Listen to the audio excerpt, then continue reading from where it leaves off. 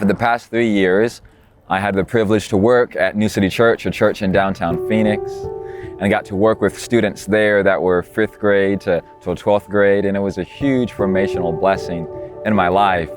But I want to be true to who God's asking me to become. I feel like that should be the heart and desire of everyone after God's heart, is to become who God's asking them to be. And God had always put this heart for justice and the marginalized within me. And so when this opportunity came up, I talked with New City about it and said, I feel like God's calling me to be in this space over here at Neighborhood Ministries. And they believed in what God was telling me. They believed in my vision and my heart and said, we'll send you out as a missionary. And they were kind enough to support my salary for the month of February, giving me time to fundraise to be in the position starting in March at Neighborhood Ministries. I'm kind of leaving a place and space of comfort. And at New City, where it was definitely like a secure salary, it was work I was easy and good at for me. And so there's kind of a little bit of a sacrifice that I'm making being in this space at Neighborhood Ministries and some of the risk that I'll be taking. But I believe that sacrifice is more about what you're gonna gain instead of what you'll be losing. And I think that there's going to be so much that would be gained and how the youth would be blessed here. The youth at Neighborhood Ministries is also 8th grade to college students, so it's an older demographic I'll be working with as well. So I'll be moving into the spiritual development and mentorship coordinator position. And so I'll be leading the different programs and classes that deal with the spiritual development of the youth, and I'll be creating a mentorship program alongside with the director. We'll be planning to put together a mentorship curriculum where students will have one-on-one mentorship, and that will deal with their holistic growth, their physical, emotional, mental, spiritual growth, and find mentors for them to help facilitate that. I think a lot of times, and I say this frequently to friends, is that we talk about what we're being saved from a lot, like hell and all that stuff, but we don't talk about what we're being saved for.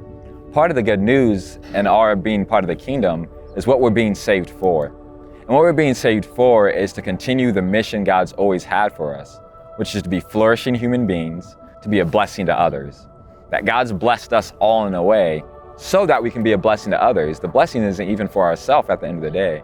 The story that I've had and the story that God's been writing for my life and the honor I've had to study criminal justice criminology at ASU, to study nonprofit management, and to currently be in seminary to study missional theology, that all that stuff God's blessed me and the information, the experience He's blessed me with, He's now asking me, I want you to use that to be a blessing to those in South Central Phoenix so that they can flourish and so that they can be a blessing to their friends, to their schools, and to their families. I think that's the call of every Christian believer, is to see how they can bring in the kingdom in their pocket of the earth. That's really how I view the gospel, the good news, is that the kingdom of God is here. That it's not fully yet restored, but we're witnesses. It's like when you watch a movie, right? It's like you're the trailer of the real thing.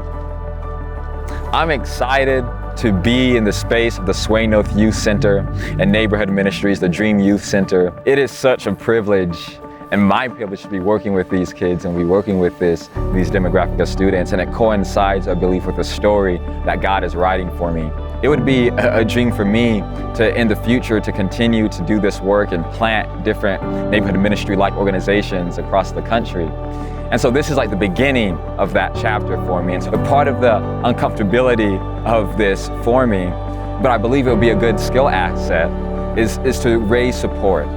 Is to ask people like you who are watching this to partner with me and to raising support, to be a blessing to the youth. Like I had mentioned before, as part of the gospel, I believe that all of us have been blessed with something, with these gifts, these talents, skills, money, resources.